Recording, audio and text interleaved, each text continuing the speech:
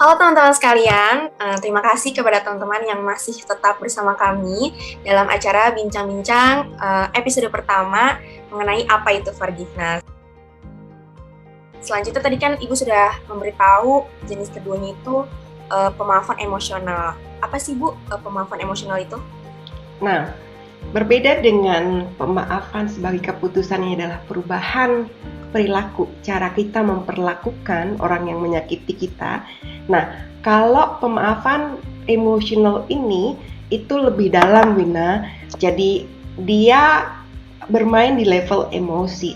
Jadi kalau orang yang sudah mencapai pemaafan emosional itu terjadi shifting emosi dari emosi-emosi unforgiveness tadi. Jadi ada emosi sakit hati, dendam gitu kan, kecewa, sedih dan sebagainya, itu shifting menjadi netral. Jadi hilang jadi perasaan-perasaan negatif yang terjadi karena orang yang menyakiti kita tadi itu sudah nggak ada lagi.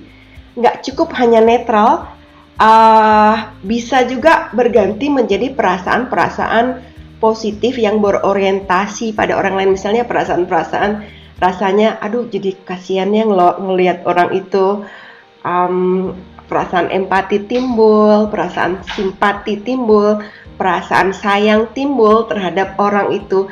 Jadi itu adalah pemaafan emosional ya. Jadi emosi yang tadi negatif sekarang digantikan oleh emosi yang positif terhadap orang yang menyakiti kita. Jadi itu yang namanya pemaafan emosional. Tapi Bu, apa sih Bu dampak nih jika kita tuh bisa mencapai titik di pemaafan emosional ini? Karena sebenarnya di titik ini kan susah banget ya Bu. Ketika orang mengalami perasaan sampai pada emotional forgiveness, maka dampak-dampak kesehatan itu akan didapat di bagian sini. Dampak kesehatan, dan juga ini penelitian mengatakan bahwa ternyata orang yang mengalami sampai pada emotional forgiveness, dia mempunyai misalnya ya tidur yang lebih nyenyak gitu kan, atau gejala-gejala yang lebih bagus gitu kan, lebih sedikit mengalami gejala-gejala penyakit fisik. Di samping itu orang juga lebih happy. Secara umum dia akan mengalami dirinya itu lebih berbahagia, hubungannya akan lebih baik. Jadi banyak hal-hal positif yang menempel pada pemaafan emosional ini akan dialami oleh orang kalau dia sudah mengalami emotional forgiveness. Jadi berbeda dengan tadi ya. Kalau yang tadi yang decisional, hubungan bisa pulih. Kalau ini hatinya bahagia gitu kan, dan juga dampak-dampak kesehatan itu bisa dia alami. Apa aja dampak kesehatan dan dampak kesehatan fisik dan kesehatan mental itu akan kita bahas di episode berikutnya. Jadi ikutin terus ya. Kemana-mana nih teman-teman berarti ya.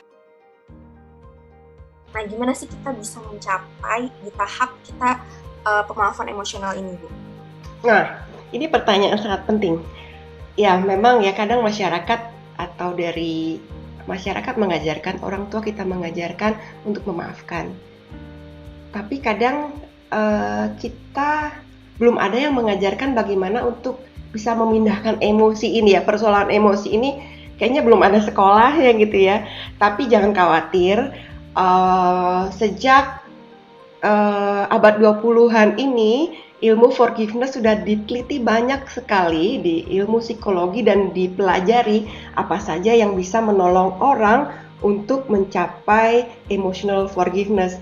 Jadi sekarang sudah banyak tuh terapi forgiveness untuk mencapai pemaafan emosional, dan juga ada hasil-hasil riset yang menunjukkan bagaimana orang bisa mencapai tahap itu. Saya kasih contoh ya. Salah satunya misalnya dengan menumbuhkan rasa empati terhadap orang tersebut.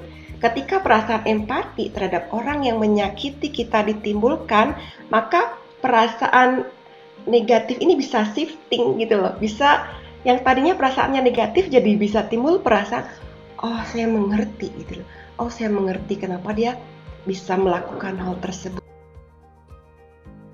Kita sebetulnya ada juga loh, kita punya program online 2 jam namanya REACH, yang adalah singkatan Reach Forgiveness namanya. Itu diciptakan oleh penggagas ilmu dan terapi pemaafan di Amerika oleh Bapak Profesor Dr. Everett L. Worthington menciptakan teknik ini, dan kita membuatnya menjadi online agar mudah untuk dikerjakan oleh teman-teman gitu kan.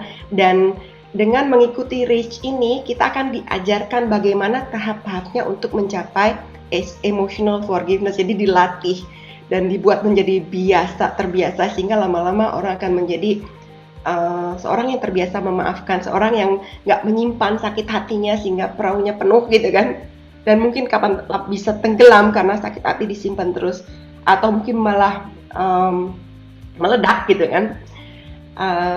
Tapi dihilangkan, perasaan negatifnya dihilangkan dan diganti dengan perasaan positif, sehingga hidupnya ringan, enteng, happy. Nah, seperti itu, Ina. Iya, berarti udah ada solusinya nih buat teman-teman yang pengen berdamai sama pemaafan, untuk mencapai titik pemaafan emosional, bisa mengikuti program di Reach Forgiveness itu ya Bu ya, karena online juga gitu ya. Saya mau nanya lagi nih Bu, sebenarnya tadi kan udah 2 jenis nih Bu, yang mana lebih dulu nih, pemaafan keputusan atau pemaafan emosional? Oh baik, mana yang duluan? Pemaafan keputusan atau emosional? Orang bisa yang mana duluan, bisa aja emosional dulu, bisa keputusan dulu gitu. Pada umumnya orang di budaya kolektif, karena kita terbiasa, jadi value kita kan nilai harmoni itu adalah value kita, bahwa menjaga hubungan itu penting. Biasanya orang pada umumnya pemaafan keputusan ini lebih dulu dialami, dan beberapa orang mengatakan untuk hubungan, misalnya hubungan dengan suami, dengan teman, ketika orang memutuskan untuk memaafkan dan kemudian dia bercanda lagi seperti biasa, lama-lama perasaan positifnya muncul lagi gitu kan. Jadi dia bisa juga mengalami perasaan pemaafan emosional itu, tapi bisa juga mengalami pemaafan emosional dulu, baru kemudian pemaafan keputusan. Bisa yang mana dulu? Sebenarnya kan ada nggak sih sifat pemaaf dan apa keuntungannya Bu? Oke, mengenai sifat pemaaf, sebetulnya sifat pemaaf itu seperti ini. Sifat pemaaf itu adalah kecenderungan orang untuk memaafkan terhadap berbagai kejadian menyakitkan yang dia alami gitu kan. Misalnya satu disakiti oleh si A, dia memaafkan, kemudian disakiti lagi oleh si A lagi, dia memaafkan, disakiti lagi dia oleh si B, dia memaafkan. Jadi ketika sudah menjadi kecenderungan bahwa orang itu cenderung memaafkan, maka dia dikatakan memiliki sifat memaafkan. Nah, keuntungannya apa? Kalau orang punya sikap memaafkan, ya seperti tadi ya, hidupnya akan tenang gitu kan. Hidupnya tenang, tidak menyimpan sakit hati, dia terhindar dari berbagai masalah yang bisa muncul karena seseorang misalnya unforgive atau membalas dendam gitu. Dan lagi-lagi riset-riset menunjukkan bahwa ketika orang cenderung memaafkan, dia akan mempunyai kesehatan yang lebih baik, dan secara psikologis kesehatan mentalnya juga lebih baik dan hidupnya lebih bahagia. Hubungannya dengan suami lebih harmonis misalnya, hubungan lebih awet, seperti itu. Ternyata memiliki sifat maaf itu keuntungannya banyak banget ya. Baik Ibu, nggak terasa nih waktunya sudah berada di penghujung segmen 3 ini, yang merupakan episode pertama dari Apa Itu Forgiveness. Kalau begitu, terima kasih kepada narasumber kita, Ibu Aning, yang telah menjadi narasumber pada bincang-bincang hari ini. Semoga apa yang telah kita bahas, Bu, pada bincang-bincang ini dapat memberikan pemahaman kepada teman-teman sekalian mengenai pemaafan. Saya Wina Nur Hasana, selaku host pada bincang-bincang kali ini, pamit undur diri. Akhir kata saya ucapkan terima kasih. Wassalamualaikum warahmatullahi wabarakatuh.